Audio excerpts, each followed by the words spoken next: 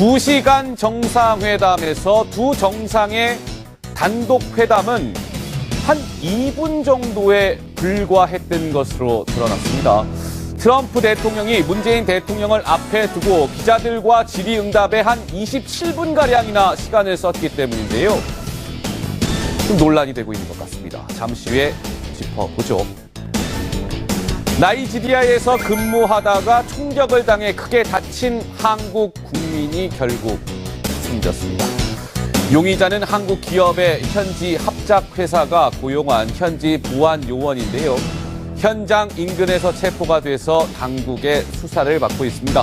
우리 외교부는 나이지리아 관계 당국에 신속하고 공정한 수사를 요청했습니다. 더불어민주당이 조국 대통령 민정수석을 내년 총선 때 부산에 영입하겠다 이런 뜻을 밝혀 주목됩니다. 자, 이를 두고 조 수석의 인사참사 책임론이 지금 불거지는 상황인데 민주당이 일종의 출구 전략을 마련해 주려는 것 아니냐 이런 지적이 나옵니다. 자유한국당이 미공개 정보를 이용한 주식 투자 논란을 빚고 있는 이미선 헌법재판관 후보자를 다음 주 월요일에 검찰에 고발하기로 했습니다.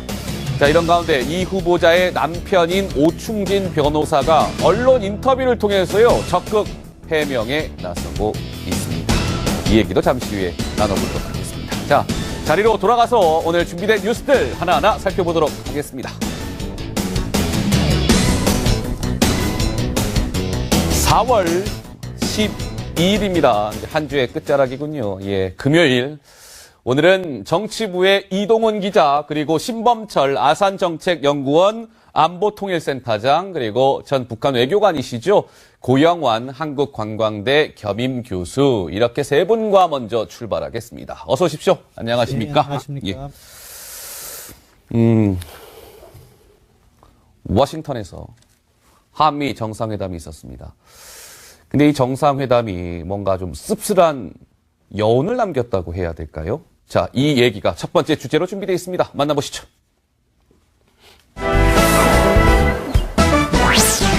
미국 왜 가셨습니까? 그럴 바에는. 뭐 이런 얘기가 나왔습니다. 자, 먼저 이동훈 기자, 워싱턴 백악관에서 한미 정상 5개월 만에 다시 정상회담을 가진 거죠. 좀 어떤 모습이었습니까, 우선? 예. 네, 문 대통령 1박 3일 강행군으로 워싱턴을 찾았죠. 트럼프 대통령 부부와 백악관에서 만났는데요. 현지 시간으로 어제 낮 12시 10분부터 116분 동안 약 2시간 동안 진행이 됐습니다. 그 한미 정상 4명이 이제 함께 기념 촬영을 하는 모습인데요. 지금 보면은 문재인 대통령이 악수 요청을 처음에 했는데 트럼프 대통령이 약간 처음에는 알아채질 못했군요. 그런 나중에 이제 악수를 했고 그런 모습도 보였습니다. 예. 뭐 살짝 어색하긴 했는데 문재인 대통령이 또 방명록에 그 방명록을 썼을 때는 트럼프 대통령이 엄지척을 하는 예, 또 그런 모습을 보여서 화기애애하기도 했고요. 정상회담이 시작되자 양국 정상들은 서로를 칭찬하며 돈독한 모습을 보였습니다. 들어보시죠.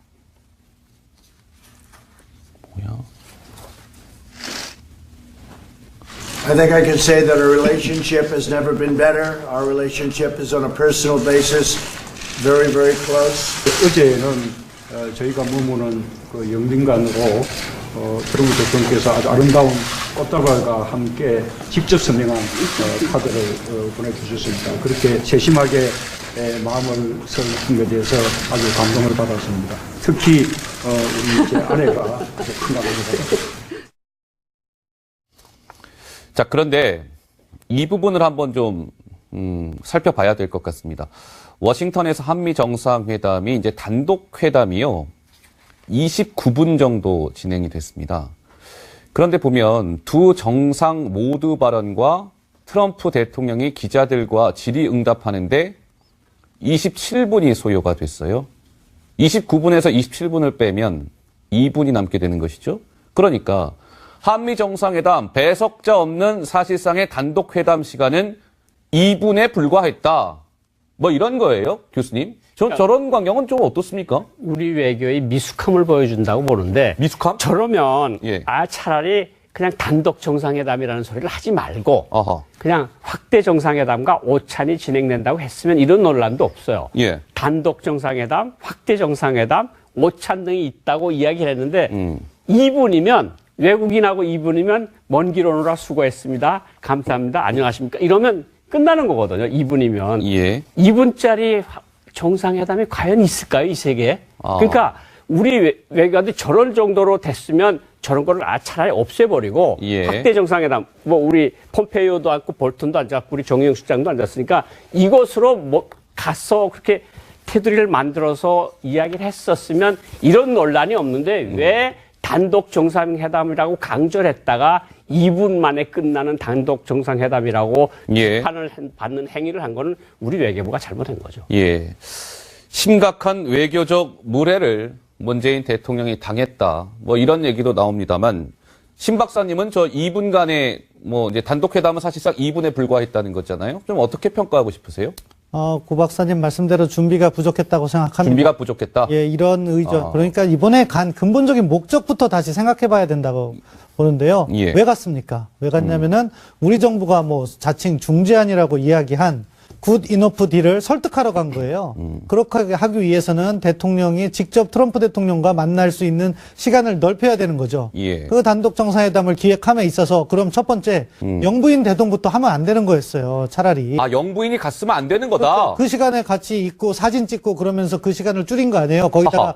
기자들 질문까지 받았으면 예. 그러면 그것을 빼든가 실질적인 논의를 하기 위해서면 또는 만약에 그러한 상황을 해서 불가피하게 1대1로 이야기할 시간이 없다. 그게 판단이 됐으면 단독 정상회담이라고 하면 안 되는 거죠. 야. 이렇게 여러 가지 실무적 차원에서 실수가 반복됨으로 해서 마치 우리 대통령께서 외교적 결례를 당한 것처럼 비춰지는 건데 예. 사실은 사전 협조 기간에 충분히 있었는데 그때 문제 제기를 하거나 또는 예. 이름을 바꾸거나 여러 가지 완충작용을 할 수 있는 모든 거를 다 놓치고 나서 이제 와서 우리 대통령께서 불편하면 우리 국민들이 모두 불편한 겁니다. 불편한 것이죠. 이 한미동맹 차원에서 그런 일들이 있으면 안 되는데 그것을 방치한 것과 다름없다. 그래서 예. 좀 안타깝습니다. 예.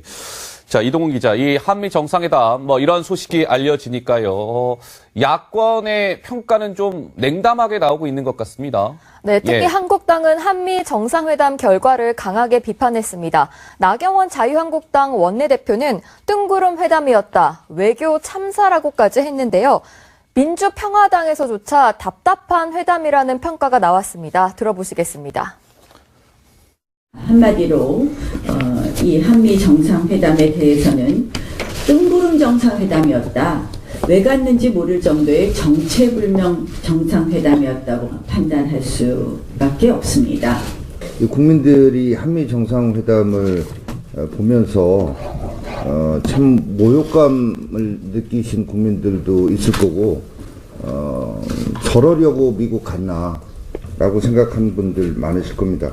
답답하게 끝난 데 대해서 안타깝게 생각합니다. 답답한 정상회담이었다. 자, 답답한 정상회담이었다. 정동영 대표가 이렇게 얘기했는데요. 그러니까 교수님, 이번 이 한미 정상회담에 대한 굉장히 관심이 컸고요. 따라서 많은 사람들이 주목을 했는데 결국엔 뭐 의전적인 부분도 그렇고요. 어떤 협상 내용도 그렇고요. 뭔가 이렇게 썩 손에 잡히는 성과도 좀 없다. 뭐 이런 좀 비판이 나오더군요. 공동 발표문이 없잖아요. 공동 발표문이 없다는 건 합의된 사항이 없다고도 해석이 가능한 거거든요. 내용이 없다. 그러니까 이제 신 박사님 얘기한 것처럼 굿 이너프 딜을 가서 할 거라고 이제 많은 뉴스들이 보도를 했는데 예. 결국은 굿 이너프 딜에 대한 이야기도 없었고 개성공단 재개 문제도 없었고 금강산 관광 재개 문제도 없었고 예. 그냥 아무것도 없었던 거예요. 그러니까 1박 3일 동안 갔다 왔는데 실제로 손에 잡히는 거는 별로 없이 왔으니까 의전적인 측면에서도 실수가 많았고 하하. 내용적인 측면에서도 우리가 제기한 것을 미국이 하나도 받아주지 않은 셈이에요. 왜냐하면 트럼프 대통령이 이 얘기를 했어요. 지금은 빅딜을 하는 모멘트다, 시기다. 예. 그리고 지금은 스몰 딜을 이야기할 때가 아니다. 그리고 제재는 지속된다. 우리가 말한 것들에 대한 정반대의 답변들을 기자회견 같은 데서 보도문에서 발표를 했거든요. 아하. 그걸 보면 실제로 우리가 받아온 거는 그런 거 하나 만약에 김정은 위원장을 내가 다시 한번 만나서 설득해 봐도 좋겠습니까? 이런 정도의 이야기가 오고 갔을 가능성이 있고, 예. 근데 그거는 트럼프 대통령이 저 하노이 회담을 결렬시키고 갈 때 비행기에서 이야기했던 그 내용이거든요. 예. 당신이 한번 좀 해보라. 그런데 그런 이야기를 다시 듣기 위해서 1박 3일 동안 미국을 갔다? 저는 그것이 참 민망한 외교가 아니냐 이런 생각이 듭니다. 신 박사님이 오늘 제가 한 언론과 인터뷰한 내용을 좀 봤습니다. 신 박사님 이렇게 얘기하셨더군요. 이번 한미 정상회담에 대해서.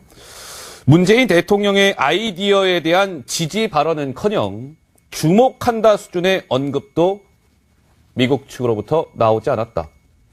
그렇게 진짜 보십니까? 예. 뭐 안타까운 건데요. 어떻게 우리가 준비를 했냐. 굿이너프 딜을 갖다가 예. 중재안이라고 우리는 이야기까지 했어요. 예. 그렇게 하면서 미국을 설득할 것처럼 이야기했는데 그렇다면은 사전 준비를 외교적으로 어떻게 하냐면은요.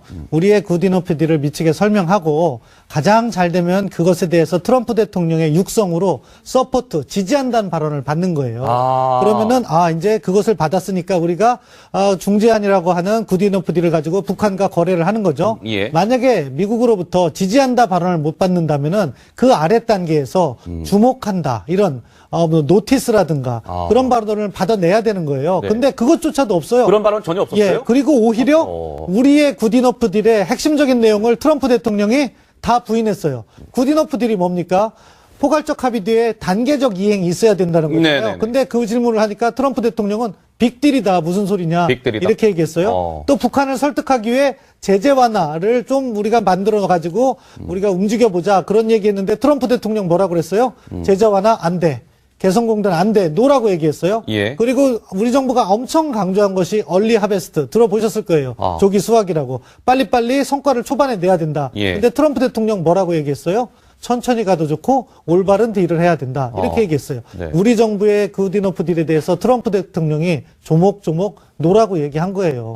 그러니까 사전 준비가 잘못됐다는 거죠. 이렇게 됐으면 차라리 안 가느니만 못했고 아이고야. 시간을 두고 예. 미국이 그런 입장 변화를 보여줄 때 가서 정상회담으로서 성과를 내고 그걸 바탕으로 해서 남북 정상회담으로 이어가야죠. 지금 이 상황이면은 남북 정상회담도 더 어려워지면 어려워졌지 좋은 일이 없다고 봅니다.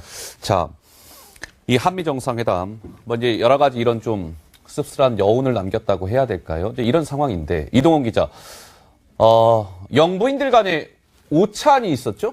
그렇습니까? 네, 맞습니다. 예. 김정숙 여사와 멜라니아 여사는 당도 정상회담에 참석했다가 이제 빠져나와서 백악관 그린룸에서 1시간 동안 단독 오찬을 했습니다. 지금 보시면은 두 여사가 앉아있는 그 백악관 그린룸의 벽지가 초록색이잖아요. 네. 그래서 그린룸이라고 합니다. 바로 1962년 제클린 케네디 여사가 골랐다고 전해지는데요. 이 그린룸이라는 것이 고위 정치인들이 모여서 체스를 두는 곳이어서 굉장히 의미가 있는 장소라고는 합니다. 교수님은 저 영부인들 간의 1시간 오찬 모습 보시면서 무슨 생각 드셨습니까? 주객이 바뀌지 않았을까요? 저 주객이 트럼프 전도됐다? 대통령하고 예. 문재인 대통령하고 저렇게 1시간 동안 그린룸에서 이야기를 했으면 뭔가 좀 나왔을 수도 있는데 사실 영부인들이 이야기할 수 있는 주제가 많이 제한돼 있잖아요. 우리는 자유주의 국가 아니에요. 여성들이 뭐 북한과 달리 김여정과 달리 정치 문제에 대해서 깊이 얘기할 수 있는 사안이 아니거든요. 그러니까 저 왼쪽 그림하고 오른쪽 그림하고 서로 바뀌었으면 오히려 잘 됐을 그림인데 저런 바꿨어야 그림이 된다. 나오면서 이상해졌다 이런 생각이 듭니다. 신 박사님도 비슷한 생각이십니까? 예, 어떻습니까? 그렇습니다. 일단 저 사진을 보면 예. 미국이 의전적 차원에서는 우리 정부를 배려하려고 노력을 했다. 저는 그거는 인정합니다. 예. 그 부분은 우리가 뭐 기분 나빠할 필요는 없는 거예요. 왜냐하면은 영부인 오찬이라는 계기는 우리도 30만 년 만에 한 것이고 예. 뭐 오발 오피스에서 영부인 대동에서 면담을 한 것도 뭐 아주 드문 사례입니다. 예. 그런 것은 형식적인 측면에서 미국이 우리를 배려했다고 봅니다. 다만 실질적인 내용과 관련해서 굿이너프 딜은 아직 미국으로서는 예. 받을 준비가 안 돼 있고 그렇기 때문에 이렇게 단독 정상회담의 시간을 줄인다거나 하는 예. 미국 나름대로의 안배를 한 거죠. 그걸 우리가 파악을 했다면은 정상회담 일자를 조정하든지 예. 아니면은 그러한 형식을 조정하든지 해서 대통령이 트럼프 대통령을 문재인 대통령께서 트럼프 대통령을 설득할 수 있는 시간을 확보를 해야 되는데 그런 네. 부분이 부족한 거죠. 그리고 막연히 굿이너프 딜에 대한 지지를 받을 수 있다는 뭐 긍정적인 일이 있을 거라는 그런 기대감 속에서 갔는데 예. 외교는 기대만으로는 되는 것이 아닙니다. 외교는 기대만으로 되는 것은 아닙니다. 자, 이번 워싱턴에서의 한미 정상회담에서요. 도널드 트럼프 미국 대통령의 발언이 파장을 낳고 있습니다. 논란을 일으켰죠. 바로 이겁니다. 직접 목소리로 확인해 보시죠. Agreed to purchase a tremendous amount of our military equipment, from jet fighters to missiles to lots of other things, and we make the finest equipment in the world by far, and we appreciate the purchase. It's a very large purchase, and we always appreciate that. 자, 트럼프 미국 대통령의 말을 요약해보면 이런 겁니다. 문재인 대통령과 이번 한미 정상회담에서 문 대통령께서 미국의 여러 군사 장비, 무기죠, 무기 구매 결정을 했다. 이런 큰 구매 감사드린다라고 얘기했습니다. 사실상 이 비핵화와 관련된 성과 없이 끝난 한미 정상회담이다라는 비판이 나오고 있는 가운데 저 발언이 알려지니까 고개를 갸우뚱하시는 분들이 많더라고요, 신 박사님. 예. 네, 저도 일단 트럼프 대통령은 저런 식의 그 자기 홍보를 모든 정상회담마다 해요. 하하. 그리고 방위비 분담 더 내라 이렇게 압박을 하는데 예. 일단 자기의 세일즈 외교를 강조한 것이고 예. 또 최근에 우리가 F-35를 들여온 것을 트럼프 대통령도 알고 그 액수가 워낙 크다 보니까 거기에 대한 사의 표명을 했을 수도 있습니다. 예. 다만 문맥을 보면은 추가적으로 한국이 무언가를 더 사겠다는 약속을 한 것이 아닌가 하는 의심을 살 만한 대목인 거죠. 구매 결정 이런 예, 말을 그렇죠. 봤을 때. 그러니까 그 부분은 우리가 또 다시 한번 뭐 언론이든 국회에선 확인할 필요가 있는 거죠. 예. 협상을 위해서 무기 체계를 구매한다는 건 있을 수가 없는 일이다. 아하. 우리가 군사적인 필요에 의해서 무기 체계를 그때그때 절차에 따라서 구매를 해야 된다고 봅니다. 예. 아무튼 트럼프 대통령의 자기 홍보에서 나오는 과장일 수는 있는데 예. 정상회담 특히 비핵화 협상과 동맹 강화 그것을 논의하는데 약간은 부적절한 발언이었다고 봅니다. 대한민국의 얼굴, 태극기. 요즘 태극기가요, 국내에서도 그렇고 안팎으로 좀 순환을 받고 있는 것 같습니다. 참 안타까운 일인데요. 자, 이동훈 기자, 이번 한미 정상회담이 있었던 워싱턴에서도요, 이 태극기 좀 논란이 불거졌죠? 무슨 얘기입니까? 네, 문재인 대통령 내외가 앤드루스 공군기지에 도착했을 때 환영하기 위해서 미국 측에서 태극기를 걸었는데요. 지금 보시면은 왼쪽의 사진을 보면 태극기 밑에 파란색이 그 새파란 파란색이 아니고 좀 빛이 바랜 듯한 그런 하늘색이거든요. 예. 네, 지금 다시 보여주시면 될 것 같은데 태극기가 이제 새파란색이어야 되는데 하늘색이어서 뭔가 문제가 있었던 거 아니냐, 빛이 바랜 걸 쓴 거 아니냐 이런 지적이 나왔습니다. 그런데 저희가 확인해 보니까 박근혜 전 대통령 때도 이 태극기를 사용했다고 하고요. 예. 다만 이명박 전 대통령 시절에는 예. 그 정상적인 파란색이었다고 하긴 합니다. 예. 한번 보시면, 그러니까 네. MB 정부 때까지는 뭐 비교된 화면이 나올 겁니다. 자. 네, 지금 오른쪽에 나와 있는데요. 예. 보시면 차이가 파란색이거든요. 나네요. 네. 예. 그런데 지금은 하늘색 태극기가 걸려 있어서 논란이 일었고 예. 문재인 대통령 숙소죠. 영빈관에 걸린 태극기도 문제가 있다는 지적이 나왔는데요. 이 태극기요? 그렇습니다. 왜요? 지금 태극 모양 옆에 사괴 있잖아요. 사괴. 아. 보시면은 비율이 좀 이상합니다. 그러네요. 육안으로 보기만 해도 길이가 정상 오. 태극기보다 좀 긴 편이거든요. 예. 그래서 이것도 우리 외교부가 좀 체크했었던 부분이 아닌가, 체크해야 되지 않았냐 이런 지적이 나오고 있습니다. 자, 이번 워싱턴을 방문한 문재인 대통령의 숙소입니다. 저곳이 백악관의 영빈관 블레어 하우스라는 곳인데요. 우리 대한민국의 상징 얼굴 태극기가 언뜻 봐도 저 사괴가 비정상적이네요. 네, 그렇습니다. 글쎄요, 이거 교수님 뭐 이전에 1982년도 전두환 전 대통령이 가봉이라는 나라 갔을 때 예. 가봉이라는 국가에서 태극기를 세우지 않고 북한 인공기를 올렸어요. 그런 일이 있었는데 예. 저게 무슨 소린가 하면 우리 외교관들이 그러니까 그 나라 의전 담당이 있을 거 아닙니까? 네. 거기 가서 악보, 국기 이런 건 계속 체크를 해줘야 돼요. 이거는 옛날 거니까 이거 쓰면 안 됩니다. 아하. 우리가 없으면 우리가 갖다 주겠습니다. 애국가 악장은 이렇게 되어 있습니다. 국기는 이거에 맞습니다. 계속 하는데 우리 외교부가 결국 저 미국 사람들이 저게 저 사괴가 어떤 건지 미국 사람들이 알겠습니까? 예. 우리 외교부가 사전에 저런 걸 우리 주미 한국 대사관 우리 외교부가 저런 것을 우리 대통령이 가지 않습니까? 우리나라 얼굴인 상징 대통령이 가는데 우리나라 상징이 또 다른 상징인 태극기가 도대체 제대로 된 것을 걸어놔야 되는데 주미 대사관은 뭘 했으며 우리나라 외교부는 도대체 뭘 했는지 저런 걸 보면 야, 진짜 외교부 나사가 너무 풀어진 거 아니냐 이런 생각이 많이 들거든요. 예. 저런 거는 사실은 1982년도 아프리카에서 한번 겪은 일인 다음에 이게 지금 우리나라가 경제 대국 10위권에 예. 드는 나라에서 저런 실수를 한다는 거는 저는 참 이해가 되질 않습니다. 자, 영빈관 그 태극기 모습 좀 다시 한번 주세요. 대통령, 일국의 정상이 저곳을 가서 1박, 이제 숙박을 하는 곳인데요. 당연히 고 교수님 말씀처럼 주미 대사관 직원들이라든지 사전에 또 선발대가 파견이 되잖아요. 이 국내에서. 그러면 실무진들이 반드시 저길 가봤을 거예요. 대통령이 묵을 숙소니까요. 그러면 외교부 실무진이나 주미 대사관 관계자들은 글쎄 뭐 한 겁니까? 신 박사님. 참 안타깝다고밖에 말씀드릴 수 없는데 예. 이렇습니다. 정상회담을 준비하면은 관련 국이라든가 대사관은 아마 한 달 가까이를 밤을 샐 거예요. 그러면서 일을 준비합니다. 예. 많은 노력이 있어요. 그렇지만 명심해야 될 것은 저러한 사소한 하나가 정상회담 자체를 실패로 비춰줄 수 있다. 하하. 따라서 의무감을 갖고 한 발 더 움직이는 보다 능동적이고 선제적인 외교 요청합니다. 예. 태극기가 참 안팎으로 지금 참 순환을 겪고 있는 것 같습니다. 얼마 전 외교부가 한 스페인 전략다와에서 또 구겨진 태극기 써서 얼마나 논란이 됐었습니까? 자, 평양으로 이제 가보겠습니다. 평양에서는요, 지금 우리나라의 여의도 국회격인 최고인민회의라는 아주 중요한 회의가 열렸습니다. 어제, 오늘 이틀 동안 열렸다고 하는데요. 자, 조금 전에 최고인민회의 회의 모습이 북한 조선중앙TV를 통해 공개가 됐군요. 따끈따끈한 영상입니다. 자, 최고인민회의. 굉장하네요, 규모가, 교수님. 686명입니다. 예.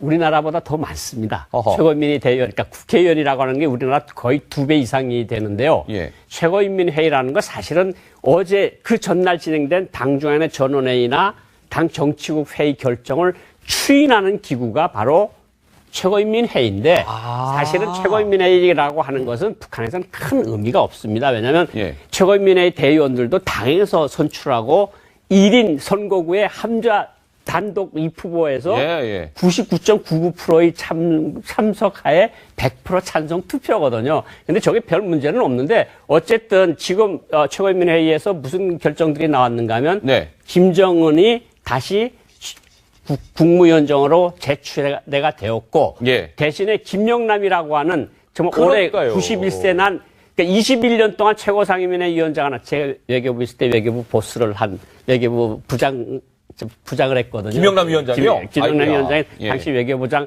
부총리를 겸했는데 네. 그 후에 21년 동안 최고상임위원회 위원장을 하면서 명목상 국가수반 혹은 최고인민회의 헌법 조항에 최고상임위원장은 국가를 대표한다 이렇게 돼 있었거든요. 예. 그거를 아마 없애버린 것 같고 이번에 헌법 수정을 해서 예. 그 사람을 내리고 그 자리에 최령의 당 정치국 위원 국무위원회 제1부위원장을 예. 최고상임위원회 위원장 자리에 갖다 앉힌 겁니다. 하하. 그러니까 이번에 보면 최고인민회 대의원도 그 전에 전기에 비해서 50% 이상을 바꿨고요. 그리고 당 정치국이나 정무국이나 이런 것도 거의 30% 이상을 바꿨어요. 그러니까 예. 김정은 시대에 들어와서 아버지, 할아버지 때 있었던 간부들을 자기 사람으로 모두 교체를 했다 이렇게 예. 보시면 될 것 같습니다. 그러니까 이제 북한도 이른바 세대 교체 지금 자막도 나오고 있네요. 때마침 이제 세대 교체 작업 중이라는 거죠. 김영남 상임위원장이 나이가 91살입니다. 91세예요. 그러니까 이제 김영남 위원장이 이제 북한의 어떻게 보면 상징적인 인물 김영남이 역사의 뒤안길로 사라지고 그 자리에 최룡해가 간 것이죠. 그러니까 2인자 자리를 명실공히 최룡해가 굳혔다. 뭐 이런 평가도 나오는데요. 신 박사님은 좀 이런 결과들 좀 어떻게 평가하세요? 자연스러운 세대 교체 과정이라고 평가합니다. 김정은 위원장의 위상은 계속해서 높여가면서 고령인 사람들을 하나씩 물러나게 하는 거죠. 김영남 외에도 사실은 박봉주 총리가 39년생이니까 예. 80인 거죠, 우리나라로. 이번에 김재룡으로 교체를 했고. 박봉주 총리도 교체됐어요? 예, 그렇습니다.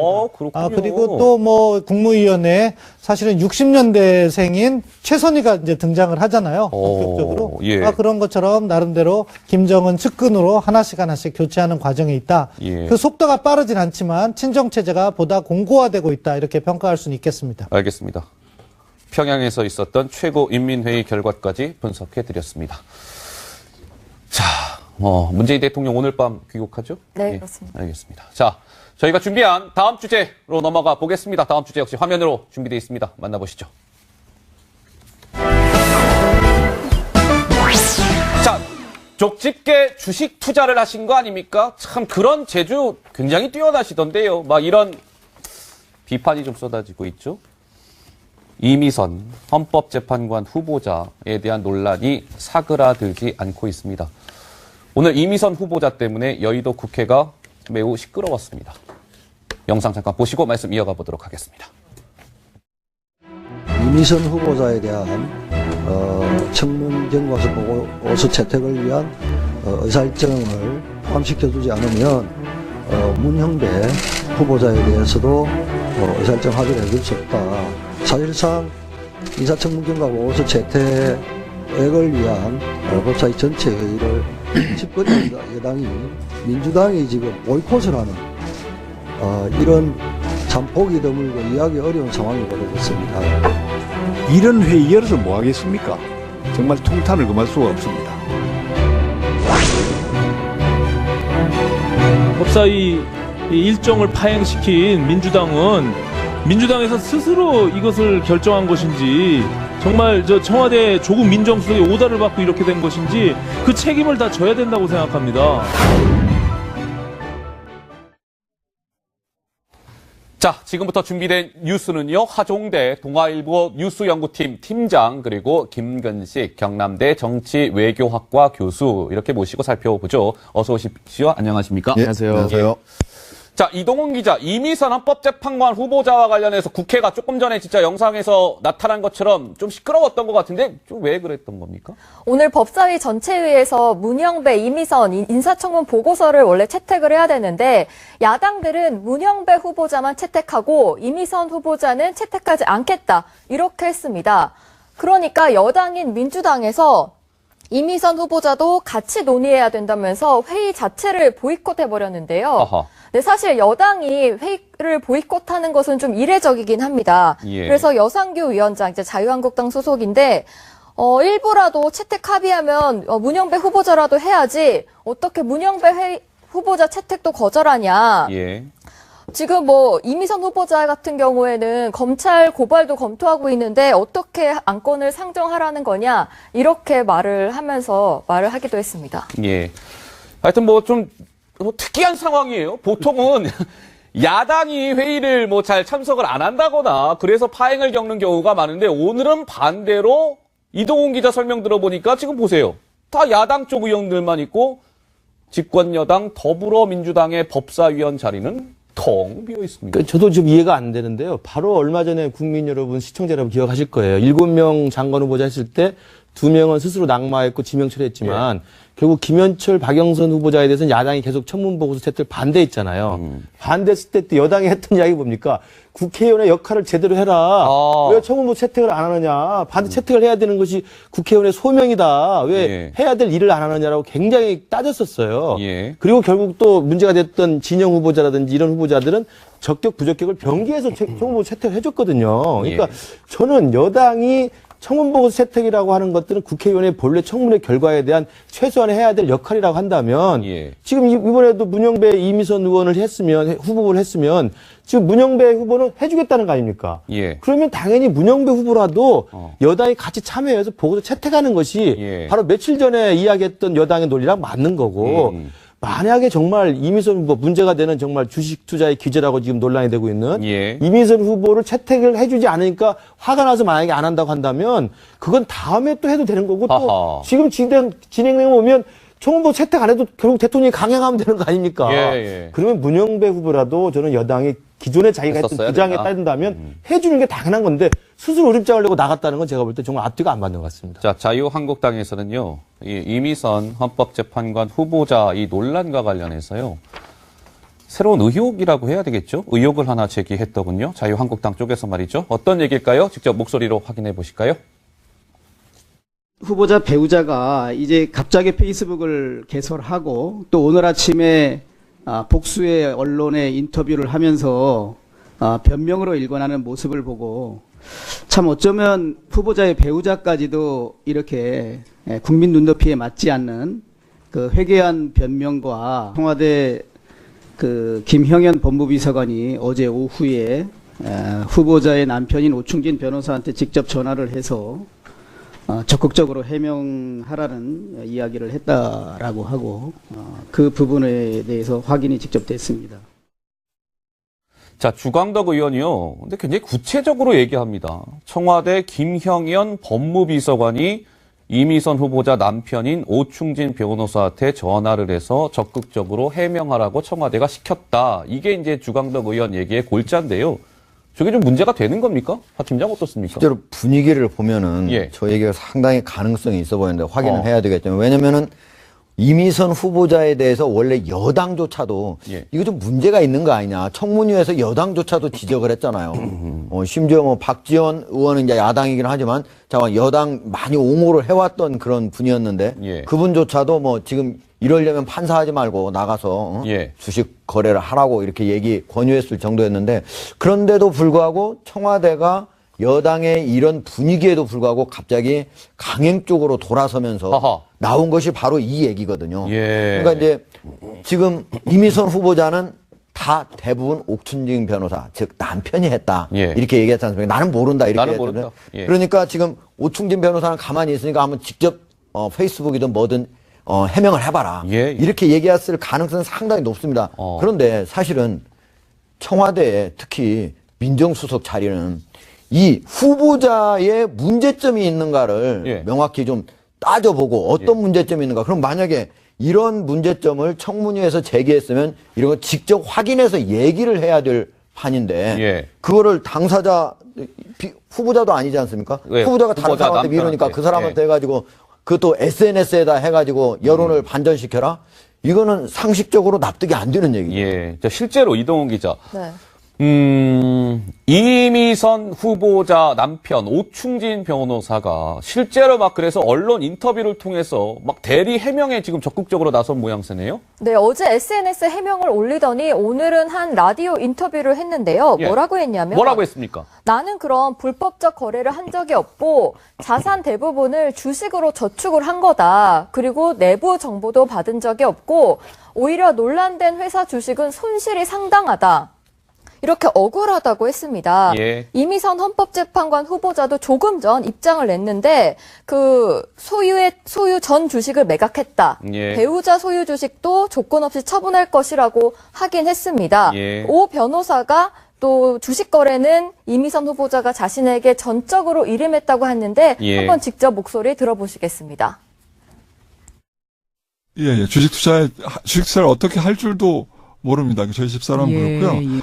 제가 이제 집사람은 이제 이런 재테크에 관심이 없고 제가 이제 혼자서 다 집사람 저축 계좌부터 시작해서 쭉 관리를 해왔는데 제가 무슨 뭐 작전을 해서 뭐 다른 개미 투자자들에게 손실을 입힌 것처럼 막 말씀하시는데 이게 무슨 근거를 가지고 이야기하는 게 아니고 그냥 아니면 말고 하는 식으로 이렇게 인신공격을 하는 것이고요. 이미선은 내 아내는 아무것도 몰라요. 아내는 주식을 어떻게 거래하는지도 모릅니다. 스마트폰 어플리케이션도 몰라요. 제대로 사용할지도 모릅니다.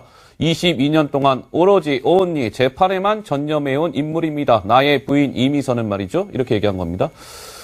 근데 뭐 좀 상황이 좀 어색합니다. 당사자도 아닌 당사자의 배우자가 저렇게 나서서 해명하는 모습이요? 만약 아까 그 주광덕 의원 주장대로 정말 법무비서관이 사실은 뭐 오충진 변호사하고 법조계 선후배일 거 아니겠습니까? 그러면 오충진 변호사한테 연락을 해서 좀 적극적 해명을 하라고 만약에 부탁을 했다고 한다면 이건 사실 문제가 좀 심각해지는 거고요. 그렇습니까? 왜냐하면 SNS 계정을 그동안 안 쓰다가 새로 개설했다는 거 아니겠습니까?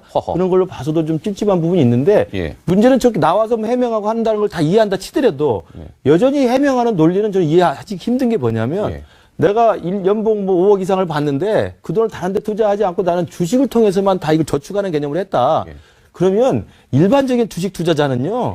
그렇게 특정 기업을 수십억씩 이렇게 매집하지 않아요. 그것도 많이 알려진 우량 블루칩이 아닌 걸 성장 잠재력만 보고 내가 미리 알아서 샀다? 그것도 20억 가까운 주식을? 이건 일반 투자자 입장에서 보면은 내부 정보가 있거나 누구한테 확실한 정보를 듣지 않고서는 그렇게 투자하기가 쉽지 않은 거거든요. 보통 일반 투자자면 뭐 삼성전자나 포스코나 현대자동차나 이런 대한민국을 대표하는 우량 상장주를 묻어둔다는 개념으로 갖다 넣어놓는 것이고 그것이 자본주의 꽃이라고 할 수 있는 주식 투자의 기본입니다. 예. 공직자의 기본인 것이고 예. 그렇지 않고 무슨 OCI라고는 저는 처음 들어본 계열사인데 OCI 계열사 한 2개를 가장 집중적으로 한 20억 가까이 15억 20 가까이를 사들였다고 하는 것은 그것도 떨어지기 전에 팔고 오르기 전에 사고 이런 것도 몇 차 있었던 걸로 보면 저렇게 단순한 투자라고 저는 보는 것은 국민들이 납득하는 굉장히 어려운 해명이라고 볼 수 있죠. 자, 김 교수님 말씀을 이어서 이제 한 걸음 더 들어가 볼까요? 자, 그래픽 화면을 차례대로 이제 제가 4장을 좀 잠깐 소개를 해드릴 겁니다. 이미선 후보자 부부는요, 전체 재산이 42억 6천만 원 정도 되는데요. 35억 4천만 원이 주식입니다. 그러니까 상당수가 다 주식이라는 거죠. 좀 전에 김 교수님이 OCI 계열의 주식을 많이 가지고 있다 이 말씀을 주셨는데 이 35억 4천 중에 이테크건설과 삼광글라스라고요. OCI 계열사 주식이 한 24억 원이 되네요. 정확히. 자, 다음 화면 주시죠. 그런데 보면 쪽집게 주식 투자 아니냐 이런 얘기가 나오는데요. 자, 오충진 변호사, 이미선 후보자의 남편이요. 2017년 12월에 삼광글라스라는 주식을 9,000주 삽니다. 매수. 근데 조금 그 시기에 삼광글라스는 유연탄 공급 사업을 발표해요. 저 사업이 발표되면 어떻게 되겠습니까? 주식이 많이 오르겠죠? 다음 화면 주시죠. 자, 이미선 후보자 부부는요, 지난해 4월 이테크건설의 주식을 1,001주 매수합니다. 삽니다. 근데 사고 나서 9일 후에 이테크건설이 계약금 715억 원 사업을 수주합니다. 수주하면 어떻게 될까요? 주식 뛰겠죠? 다음 화면 주시죠. 자, 그런데 말이죠. 이런 일도 있었어요. 2018년 1월에, 지난해 1월에 이 삼광글라스, 그러니까 과징금이 부과가 되는 거예요. 삼광글라스라는 회사에. 근데 과징금이 부과되기 5일 전에 삼광글라스 3,500주를 팝니다. 과징금이 매겨지면 어떻게 될까요? 주식이 폭락하겠죠. 그 전에 팔았다는 거예요. 작년 3월 달에 거래 정지 또 2주 전에 삼광글라스 3,700주를 매도합니다. 이미선 부부가 주식을 사면 급등하고 이미선 부부가 팔면 급락하고 우연일까요? 하 팀장? 저게 사실 저 정도라면은 저걸 만약에 모르고 사전에 어떤 정보를 전혀 모르는 상태에서 만약에 했는데 저 정도였다 그러면 주식 천재죠. 귀신이죠. 그렇지 않겠습니까? 여기 보면은 사업을 하기 전에 사고 그 다음에 무슨 과징금을 처분을 받기 전에 또 팔고 이렇게 어떻게 이런 것만 정확하게 알아서 1, 2주 안에 알아가지고 이걸 하겠습니까? 게다가 이런 회사들이 우리 김근식 박사님도 얘기를 했지만 무슨 삼성전자라든가 이렇게 아주 우량주라면은 뭐 그래도 장기적으로 가지려고 내가 했구나 이렇게 생각할 수 있지만 이 회사 사실 잘 모르잖아요. 이테크건설, 뭐 삼광글라스, 뭐 중견기업이라고 하지만 일반 국민들은 거의 알기 어렵거든요. 게다가 이 두 회사를 갖고 있는 계열사 또 비상장 회사에 관련 또 재판까지도 연관이 돼 있었습니다. 그러니까 그러한 재판과 연관해서 가진 정보를 가지고 이 회사의 주식을 투자한 거 아니냐 하는 이러면은 이거는 완전히 이거는 형사 범죄죠. 그잖아요. 그리고 설령 이건 모두 내가 포괄적으로 남편한테 다 일임했고 도장 주셨고 막 그래 알아서 하라고 했다. 이렇게 한다 한들 이것도 주식 차명 거래입니다. 그잖아요. 그것도 법 위반이잖아요.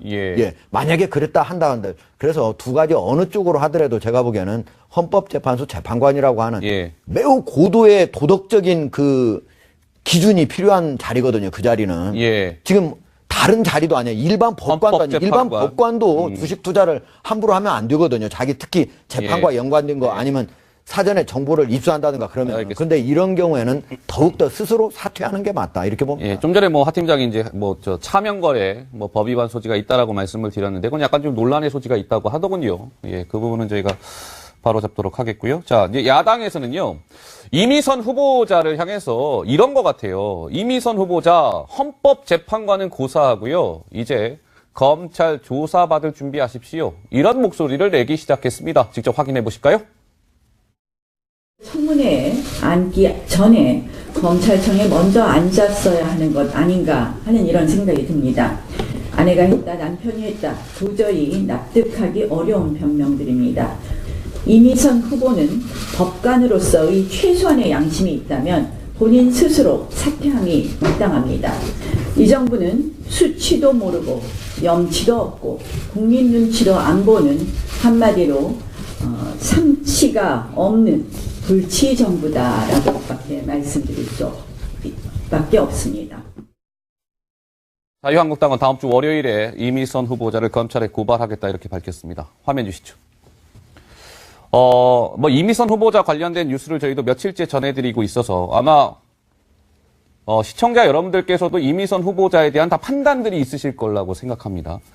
근데 청와대는 이렇게 판단하고 있는 것 같아요. 이미선, 낙마한 최정호 국토교통부 장관 후보자와는 다릅니다. 자질에 문제가 없고요. 임명을 안 할 이유가 없습니다. 김 교수님 어떻습니까?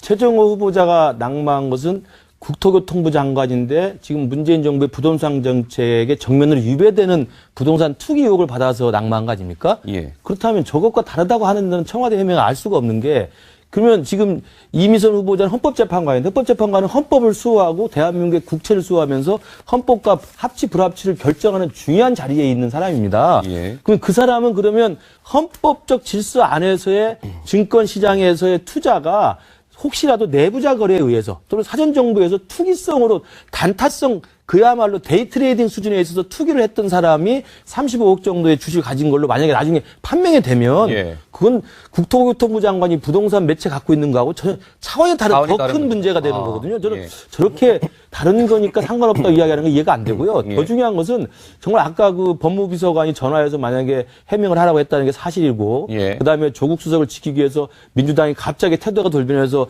보이콧까지 하면서 청문보고서 채택을 막 강요하고 있다고 한다면 정말 이미선 후보자를 또다시 계속 강행하려는 그런 분위기인 것으로 보이는데 정말 조국 수석이 책임지고 있는 민정수석의 검증이라는 게 뭔지 저는 이해할 수 없는 게 바로 얼마 전에 정권 초기에 이른바 유정버핏이라고 기억하시지 않습니까? 유정버핏. 이유정 후보자도 거의 비슷한 케이스로 내부자 거래 정보를 사전에 취득해가지고 비상장 주식을 대거 매집해가지고 엄청난 시세차를 얻은 게 들통이 나가서 지금 불구속 기소가 된 상태예요. 시장 관리법 위반인가 그랬습니다. 그러니까 그런 걸 기소가 된 상황을 다 알고 있었고 낙마를 했으면 민정수에 써서 비슷한 내용 검증을 하면 후보자가 나 35억 주식 있습니다라고 써서 보고서를 내면 35억 주식에 대한 불법적 재산 적시 여부를 따져봤어야지요. 경찰, 금감원 뒤져가지고 이게 남편이 얼마나 어떻게 거래를 했고 그날 거래한 시점에 어떻게 호가가 있었고 따져봤어야 되는 겁니다. 이유정 교훈을 몰랐습니까? 유정버핏의 교훈을 알았다고 하면 따져봤어야 되는 거죠. 이젠 따지지 않고 와가지고 불법적 재산 적시 없으니까 밀어붙이겠다? 저는 청와대가 정말 잘못을 인정하지 않는데 어디까지 갈 건지 궁금합니다. 예, 알겠습니다. 자, 이미선 헌법재판관 후보자 관련된 논란까지 짚어드렸습니다. 약간 이제 연장선상에 있는 얘기인데요. 이 와중에 이 논란이 불거졌습니다. 화면으로 확인해 보실까요? 이 와중에 꽃가마 논란이 불거졌습니다. 조금 전에 김근식 교수께서 이 이미선 후보자 얘기를 하면서 조국 대통령 민정수석 비서관 얘기를 잠깐 하셨죠? 조국 수석 관련된 이야기입니다. 먼저 영상 하나 보고 오시죠. 인재 영입의 가이드라인을 제시를 한 거죠. 그러니까 조국 수석을 이야기를 한 것이 아니고 그럼에도 불구하고 기왕 기사가 나왔으니까 이제 드리는 말씀인데 일단은 뭐 영입 1순위라고 해도 과언은 아니다. 이렇게 말씀을 드리겠습니다. 조국 수석의 경우에는 젊고 역동적이고 또 국정 운영 경험도 있고 나름 비전도 있는 이런 측면에서 본다면 상당히 부산 발전, 부산 시민 행복이라는 가치에 아주 부합하는 능력 있는 사람이라고 생각을 합니다.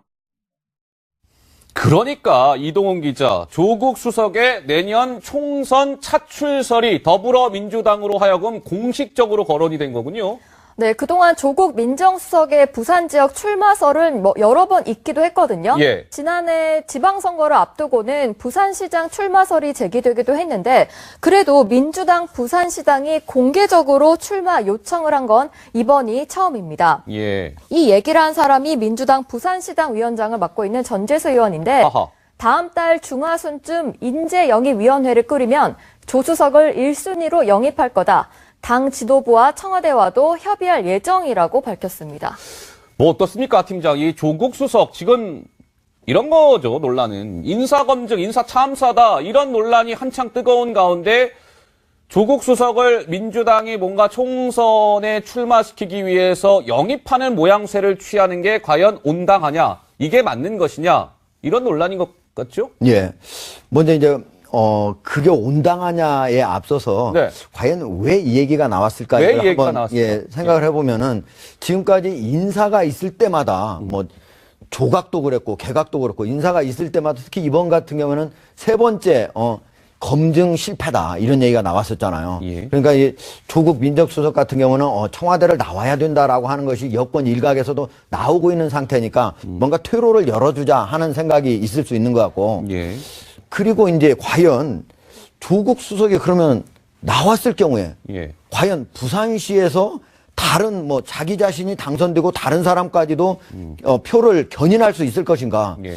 이걸 보면은 제가 현지 분위기를 들어보면은 예. 지금 현재 그럴 가능성이 그렇게 과연 이게 퇴로냐? 퇴로를 열어준다고 그랬잖아요. 근데 과연 퇴로가 될 것인가? 이런 거에 대해서는 상당히 의문 눈을 표시하는 사람들이 오히려 많아요. 예. 그래서 과연 이런 부분들 원래 자기 자신의 전재수 의원 같은 경우도 어떻게 보면 선의로 한 거 아니겠습니까? 예. 그런데 이것이 과연 실제로 조국 민정수석한테 이것이 호재가 되는 건지 아니면 악재가 될지는 알 수가 없는 거예요. 김 교수님 왜 이렇게 웃으세요? 제가 볼 때는 전재수 의원이 이제 현역 지금 부산시당위원장이고 예. 그다음에 지금 친문 진영으로 분류되는 분이에요. 그러니까 내년 총선 준비를 하겠죠. 예. 그러다 보면 당연히 부산시의 여건을 생각해 보면 조국 수석 정도가 영입이 돼서 좀 예. 바람을 일으켜주기를 바라는 저는 개인적인 의지가 분명히 있어서 저런 말이 나왔을 건데 예. 그렇다면 뭐 사실 뭐 테러를 열어주려고 한 거냐 아니냐 논란이 안 되는데 만약 저런 이야기가 지금 갓근도 오얏 나름 밑에서는 함부로 매지 말라고 그랬다고 저희가 지금 한참 지금 인사참사 이야기 나오는데 갑자기 불쑥 부산시당 위원장이 그 이야기를 하니까 그러면 청와대랑 사전 조율된 거 아니야? 이런 이제 의혹이 생기면서 그러면 조국 수석을 명예롭게 빼서 인재영입 케이스로 부산시로 옮기고 내년 총선에 출마를 시킨다는 건데 예. 저도 하 팀장님 말씀대로 나가면 명예로운 출구가 아니라 명예로운 순장이 될 수도 있죠. 그러니까 그런 면에서 보면 이제 내년 총선 뚜껑은 열어봐야 됩니다만. 예. 그리고 저는 개인적으로 조국 수석이 끝까지 자기 스스로 정치력 부담과 정치적인 어떤 결단으로 선출직에 출마는 안 할 가능성이 높다고 봅니다. 알겠습니다. 야당에서는 진작부터 조국 대통령 민정수석 비서관에 대한 비난의 목소리를 높여왔죠. 자, 오늘도 이런 목소리가 나왔습니다. 직접 듣고 오시죠. 우리끼리의 인사에 집착하다 보니 볼 것도 안 보고 해야 될 것도 안 한 사실상 범죄에 가까운 직무유기라고 볼 수밖에 없습니다. 카톡으로 조국 수석이 많은 분들께 퍼나르고 있는데 이 카톡에 여기 이 주소를 누르면 바로 오충진 변호사의 페이스북에 연결이 된다고 합니다. 페이스북질 하다가 이제 카톡질까지 하는 겁니까? 후보자를 검증하는 사람은 무서운 사람이 돼야 되는데, 그러니까 후보자의 감시인이 되고 검증인이 돼야 될 사람이 후보자의 대변인이 되고 있습니다. 자, 조국 민정수석 비서관에 대해서 한국당이 뭔가 새로운 의혹을 하나 제기한 것 같은데 이동훈 기자 무슨 내용입니까? 방금 나온 이제 김도읍 자유한국당 의원실에서 제보받았다고 하면서 오늘 공개한 내용인데요. 예. 뭐냐면 조국 민정수석이 뭔가 주변 사람들에게 보낸 메시지인데 이 링크를 누르면은 어제 오충진 변호사가 썼던 글이 글로 이어진다고 합니다. 어허. 저기 페이스북인데 바로 오충진 변호사 페이스북으로 연결된다는 건데 예. 어떻게 보냐면 조국 민정수석이 이미선 후보자 남편의 해명글을 막 주변에 퍼나르고 있다. 조국 수석이? 네, 이렇게 볼 수 있는 거죠. 근데 민정수석이 뭘 하는 자리냐면 후보자를 대변하는 자리가 아니고 감시하는 자리인데 검증하는 자리죠. 검증해야 되는 민정수석이 오히려 해명글을 공유하고 있다. 이런 의혹이 지금 제기가 된 겁니다. 저게 만약 사실이라면 하 팀장 저것도 상당한 논란의 소지가 되겠네요. 예. 사실 김도읍 의원은 만약에 조국 민정수석이 나온다면은 거기에 나올 가능성이 있다 하는 지역구 의원이거든요. 예. 그러니까 아마 가장 조국 민정수석의 그 동태를 가장 잘 감시해야 되는 그런 이제 그 의원이시긴 한데 어쨌든 예. 그 지금 현재 김도읍 의원이 한 거를 만약에 진짜 그게 사실이라고 한다면은 예. 사실 조국 민정수석은 지금 아까도 우리 앵커께서도 얘기를 하셨지만은 이게 바로 그 사람이 검증인이고 감시인이어야 되잖아요. 그런데 그걸 대변인 역할을 해준다면은 이거는 있을 수가 없는 일이죠, 사실. 그 직무 유기를 벗어나서 이건 뭐 직권남용이라고 해야 될지 잠깐 이건 있을 수 없는 일을 국민 눈높이로 봐가지고는 만약에 이미선 후보자가 이러이러한 의혹이 있다 그러면 더 알아보고 어떤 건지 확인해 보겠습니다라고 예. 얘기를 하고 추가적으로 스스로 알아봤어야 되지. 이거 뭐 바로 당사자는 남편한테 넘기고 또 남편은 그걸 페이스북에 올리고 다시 검증해야 될 바로 민정수석은 그걸 갖다 다시 올리고 이거 무슨 일입니까? 이건 그러니까 진짜 있을 수 없는 일이죠. 이게 한국당의 물론 주장이라는 걸 전제하고요. 아까 주광덕 의원은 청와대 법무비서관이 이미선 후보자 남편한테 전화 걸어서 적극적으로 해명하라고 시켰다라는 의혹 하나. 옥충진 변호사가 올린 소셜미디어의 글을 조국 민정수석이 지금 퍼나르고 있다는 의혹. 그렇죠. 그러니까 사실은 이런 거 하려면 사전에 검증을 제대로 했어야죠. 예. 그러니까 결국 여론전을 하겠다는 건데 그러면 법무비서관이라는 사람이 남편한테 전화해서 페북을 좀 열어가지고 좀 해명글을 올리세요. 예. 언론도 좀 적극적으로 해명하세요. 그리고 이 해명한 페이스북의 내용을 검증을 담당해야 될 민정수석이 퍼나르고 있다고 한다면 예. 뭐 오케이. 그걸 설사 해야 되는 것을 인정한다 치더라도 그건 민정수석실에서 할 일은 절대 아니죠. 홍보수석실에서 한다면 뭐 이해가 되겠어요?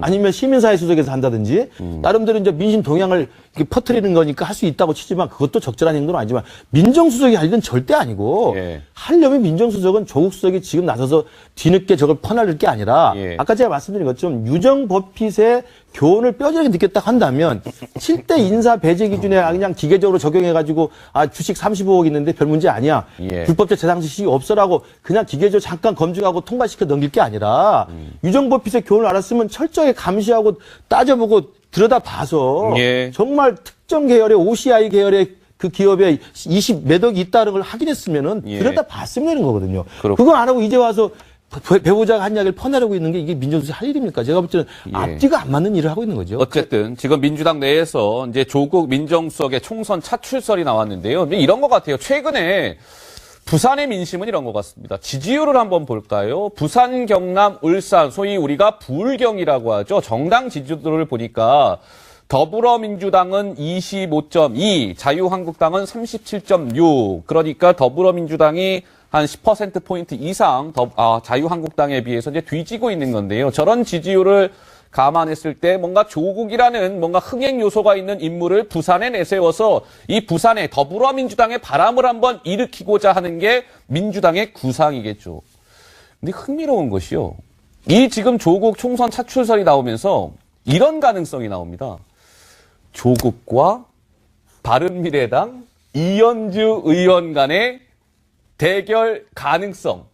하 팀장, 예. 이게 부산의 중영도구, 그러니까 보면 조국 수석은 부산 해광고 출신이잖아요. 그리고 이현주 의원은 부산 영도여고 출신인데 여기가 중영도 지역으로 이렇게 교집합이 형성된다고 하더라고요. 가능성이 예. 있습니까? 사실 이제 저 지역이 김무성 의원 지역구거든요. 김무성 의원이 이미 벌써 6선을 했으니까 곧 이제 나이 70이 다 돼가니까. 불출마하겠다고 밝혔죠. 예, 그러니까 예. 이제 여기가 비어 있으니까, 예, 여기에서 한번 이제 나오면은 이현주 의원 같은 경우 여기서 나온다고 한 적은 없지만 어쨌든 지금 현재 바른미래당에 있지만은 저쪽에 자유한국당 쪽으로 갈 가능성이 있다 뭐 이런 얘기들이 계속 나오고 있는 거 아니겠습니까? 예, 예. 그러면 여기에서 지금 두 사람이 이제 맞대결을 해가지고 한번 바람을 일으켜보자 이런 얘기인데 예. 지금 제가 한번 부산에 우리 이제 직접 주재하는 우리 기자한테 물어봤는데 사실은 어디에서 사실 조국 민정수석이 나온다고 하더라도 이미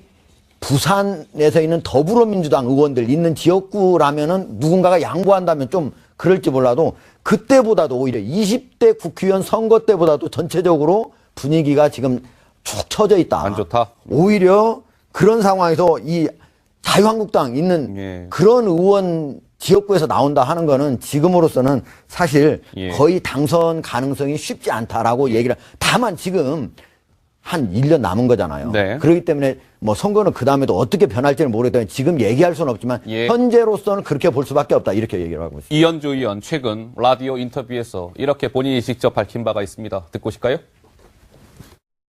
네. 청와대 조국 수석 얘기도 나오고 있는데 총선 차출론도 나오고 있거든요. 네. 이거 어떻게 보십니까? 저는 당연히 이분들 나오시면 좋다. 그래서 저희 같은 젊은 사람들이 이제 운동권 청산 선거, 그래서 이런 분들하고 과감하게 맞붙어야 된다고 생각합니다. 더 이상 이대로 둬서는 정말 제가 더 이상 정치를 하는 게 의미가 없을 정도의 상황이 올 것이다라고 저는 생각하기 때문에 우리가 모든 것을 걸어야 한다고 생각합니다.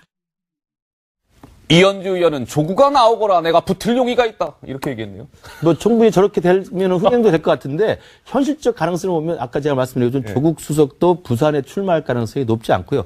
조국 수석이 끝까지 고사할 가능성이 있습니다. 이분은 정치를 그렇게 썩 좋아하는 스타일 아니에요. 그다음에 이현주 의원도 부산으로 가는 것보다는 서울이나 아니면 다른 데서도 할 가능성이 있기 때문에 두 분의 맞대결은 현실적으로 가능성이 높지 않다 이렇게 생각합니다. 알겠습니다. 깔끔하게 정리해 주시네요. 자, 지금 시각 5시 21분이 정확히 됐습니다. 이동훈 기자의 순간 포착으로 이어가 볼까요? 오늘의 순간 포착 지금부터 다 함께 만나보시죠.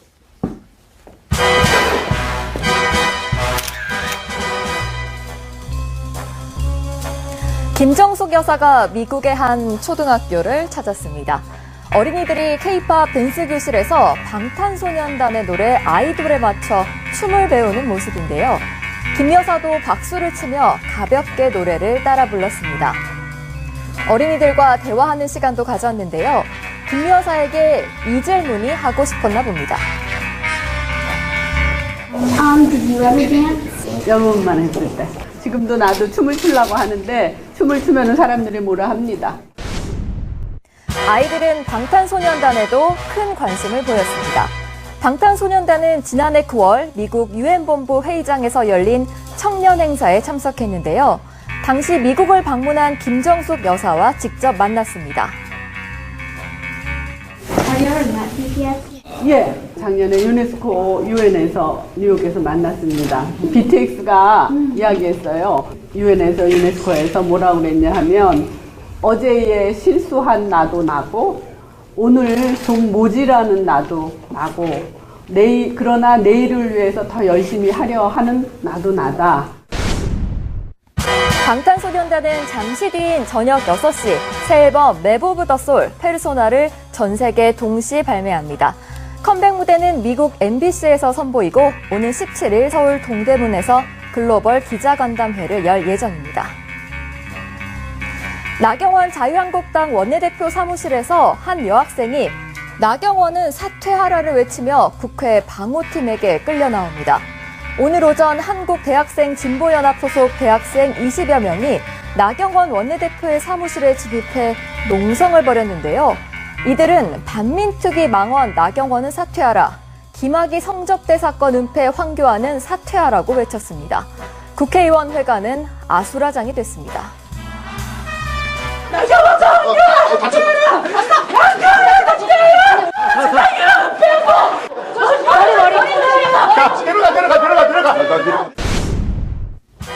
국회 방호팀은 의원실에서 학생들을 끌어내 의원회관 밖으로 내보냈는데요.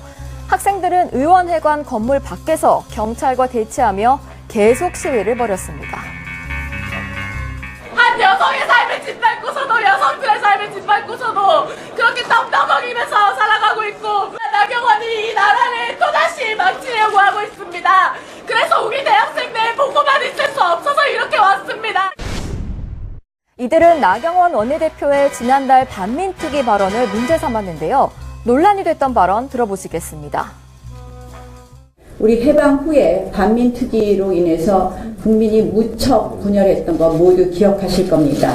또다시 이 대한민국에서 이러한 전쟁이 일어나지 않도록 잘 해주실 것을 말씀드립니다. 대학생들은 출동한 경찰들에게 전원 연행됐습니다. 지난 8일 미국에서 폐질환으로 별세한 고 조양호 한진그룹 회장이 오늘 새벽 4시 42분 한국당에 도착했습니다. 고인의 시신은 인천공항에 도착하자마자 서울 신촌 세브란스병원 장례식장으로 향했습니다. 상주인 조원태 대한항공 사장과 차녀 조현민 전 대한항공 전무도 같은 비행기를 타고 입국했는데요. 조원태 사장은 공항에서 기자들과 만나 고인의 유언을 전했습니다. 마음이 참 무겁습니다. 그래서 임종만 지키고 왔는데 앞으로 가족들과 협의해서 앞으로 있을 일을 협의하겠습니다. 마지막 유언의 말씀 남기신 부분 있으신가요? 가족들끼리 잘 협력해서 사이좋게 이끌어 나가라고 말씀하셨습니다. 고 조양호 회장의 장례식은 오늘부터 닷새간 한진그룹장으로 치러집니다. 문재인 대통령은 고 조양호 회장의 빈소가 마련된 세브란스 병원 장례식장에 조화를 보냈습니다. 지금까지 순간 포착이었습니다. 네, 이동훈 기자의 순간 포착까지 만나봤고요. 저희가 준비한 다음 주제 궁금하시죠? 역시 화면으로 준비되어 있습니다. 만나보시죠.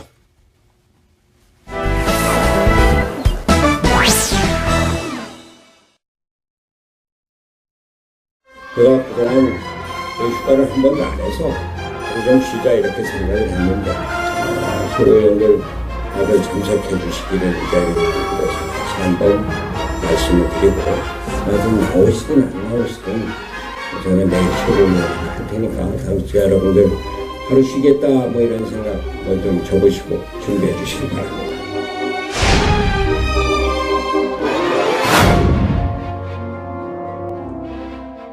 자, 영안선은 손학규 바른미래당 대표 아니냐, 뭐 이런 얘기가 나오고 있는 것 같은데요.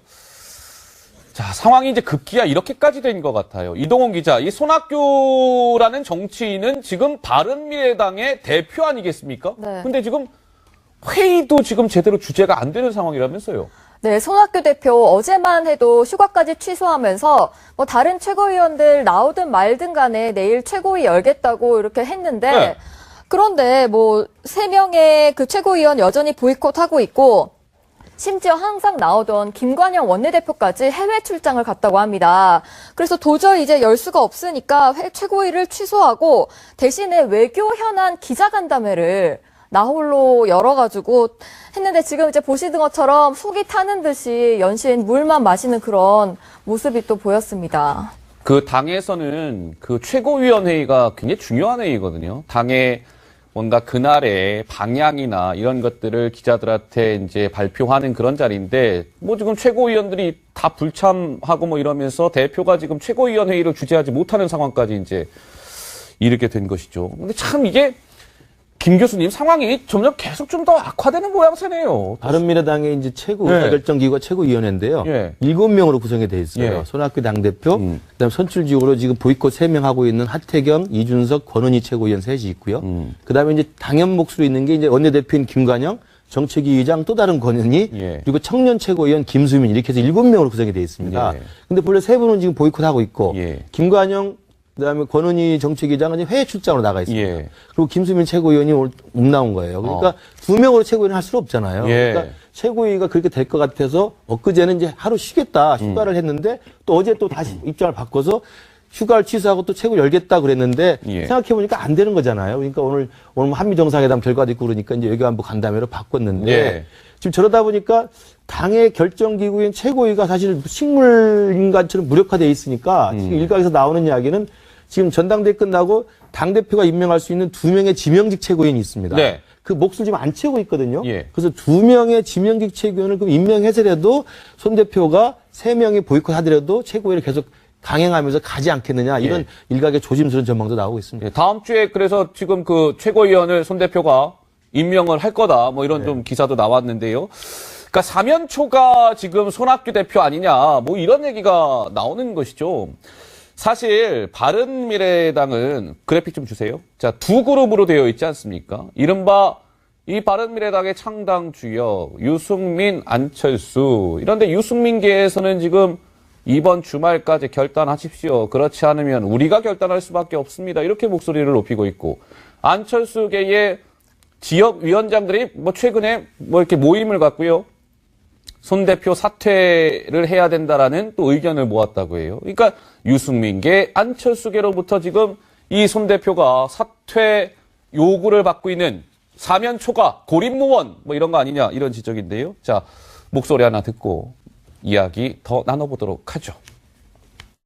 저는 지금 유승민 대표나 안철수 대표 이름 나오는 것 자체가 저는 굉장히 부적절하다고 생각하는 것이, 지금 저희 최고위원들이 요구하는 것은 저희 셋을 포함한 지도부 전체가 이번 보궐선거 결과에 책임을 지자는 의미이지 누구를 들여오기 위한 어떤 쿠데타 형식을 시도하는 것이 아니라는 것을 명확히 합니다. 저는. 마치 우리가 무슨 뭐 손 대표를 끌어내리기 위해서 그렇게 하는 게 아닌 거고, 네. 이제 안철수 대표의 뭐 복귀나 이런 거하고는 전혀 관련이 없는 거죠. 그러니까 지역구 활동하기가 곤란해요. 그 정도 힘들어요. 그러니 당연히 그 당의 얼굴과 지도부의 어떤 변화, 이런 것들이 있어야 된다. 팀장 어떻습니까? 뭐 시청자 여러분들이 궁금하실 것 같아요. 아니 저렇게 사퇴하라고 하면 사퇴할 만도 한데 손학규 대표는 왜 이렇게 버틸까? 이런 근본적인 궁금증을 가신 시청자 여러분들이 분명히 계실 것 같거든요. 예, 사실 이제 바른미래당에서 지금 손학규 대표가 대표를 맡고 있지만 만약에 저기서 대표 자리에서 나온다면 사실 할 일이 없어지는 거예요. 그래서 예, 사실은 이제 바른미래당에서 예를 들면 유승민 의원이라든지 아니면 안철수 이쪽은 이제 바로 자기 계보가 있고 어디에 다른 데 가서 무슨 일을 하더라도 자기를 따르는 사람들 있잖아요. 사실은 근데 여기는 유일하게 의원 한 사람 따르는 사람이 딱 한 사람뿐이 없거든요. 예. 그렇기 때문에 지금 현재 손학규 대표 입장에서는 지금 이대로 대표 자리를 계속적으로 가져와서 내년에 총선까지도 자기 구상대로 이끌고 가겠다, 당을 이끌고 가겠다 이런 입장이거든요. 예. 그런데 이번에 해보니까 실제로 손학규 대표가 당에 아무런 도움이 안 돼요. 오히려 손학규 대표가 가서 연설을 하면 할수록 오히려 손해다. 아하. 이러니까 이제 여기 아래에 있는 많은 의원들, 당원들은 지금 내려오쇼 이렇게 얘기를 하는 거죠. 예. 다만 지금 현재 뭐 그러면 너네 내려오라고 하는 사람들 안철수 아니면 유승민 이 사람들 다시 대표로 이렇게 공동대표로 데려오려고 하느냐 하는 거 아니냐 이런 의심이 있는 데 대해서는 지금 현재로서는 얘기를 안 하지만은 예. 결국은 손학규 대표가 만약에 내려온다면은 다른 분당이라든가 이런 이합 집산이 없다면은 결국 그 두 분이 와가지고 당을 이끌 수밖에 없는 그런 상황으로 갈 수밖에 없습니다. 자, 손학규 바른미래당 대표는 잇따르고 있는 사퇴 요구에 대해서 오늘 이렇게 선을 딱 그었습니다. 직접 듣고 오시죠. 지원 의원님께서 함께 하자, 대통령이 받고 싶다 이런 식의 의사를 도대적으로 밝히셨는데 이에 대해서 좀 어떻게 보세요? 농담이겠죠? 농담이겠죠? 그럼 만나실 의사는 없다고 생각하는 거예요? 예, 그 정도로 하죠. 박태경 최고위원이 주말까지 좀 기다려보겠다는 식으로 말도 했는데 배경 최고위원이 뭘 했다고 해서 내가 그것에 따라서 움직이는 건 아니니까. 네, 손학규 대표 뭔가 기운이 많이 빠져있는 모습이죠. 자, 근데 이런 것 같아요. 이동훈 기자. 손학규 대표는 사퇴론에 대해서 연일 선을 긋고 있는데 뭔가 지금 바른미래당 손학규 대표가 뭔가 지금 물밑 움직임에 나선 거 아니냐 뭐 이런 얘기가 들린다는데 그건 무슨 얘기입니까? 네, 바로 민주평화당인데요. 예. 민주평화당 지도부는 연일 지금 손학규 대표에게 신당을 창당하자면서 러브콜을 보내고 있습니다. 목소리 먼저 듣고 오시겠습니다. 국민의당 시절에 한솥밥을 같이 먹던 분들이 바른미래당이 내부 정리가 된다면 그들과는 함께 할 수 있는 것이죠. 당대당 통합을 할 수 있다고 봅니다. 차라리 손학규 대표가 단안을 내려서 민주평화당으로 들어오는 것이 제일 좋은 방법이고 그렇지 않다고 하면은 네, 손학규 대표는 이번 주말에 박지원 민주평화당 의원과 회동을 할 것으로 알려져 있는데요. 박지원 의원 주말에 손 대표를 만나겠다. 과거 DJ처럼 자신을 다 주고 나와서 자산을 다 주고 나와서 새 활로를 찾아야 한다. 이렇게 지금 조언을 했습니다. 자, 민주평화당 박지원 의원이요. 최근 그러니까 바른미래당과 뭔가 통합 이런 물밑 움직임을 아주 분주하게 하고 있는 것 같습니다. 오늘 사진이 하나 언론사 카메라에 박지원 의원 핸드폰이 딱 포착이 됐는데요. 자, 손학규 대표라는 이름이 보이죠? 손학규 대표에게 오늘 오후 전화해서 무언가 대화를 나눈 것 같습니다. 바른미래당과 민주평화당의 합체,